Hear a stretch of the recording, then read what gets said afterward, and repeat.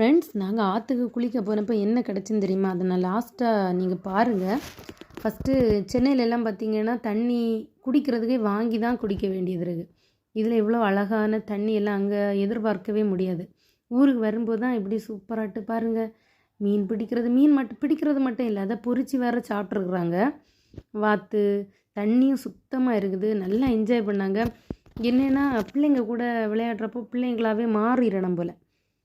என்னோடய பெரிய பையனுக்கு எல்லாமே தண்ணின்னா அவ்வளோ பயம். காலையே நினைக்க மாட்டான். அவனோட பயத்தையெல்லாம் இப்படி தான் அப்பப்போ வாய்ப்பு கிடைக்கும்போது கூட்டிகிட்டு போய் குறைக்கிறது. நல்லா சூப்பராக விளையாடுறாங்க.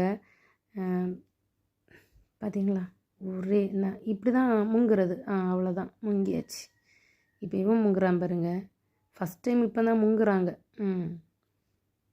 நல்ல ஜாலி தான். நீங்களும் உங்கள் பிள்ளைங்களை எல்லாம் இப்படி கூட்டிகிட்டு போய் விளையாடணும், சரியா? பார்த்தீங்களா, நான் என்ன கிடச்சின்னு சொன்னது இது தான்.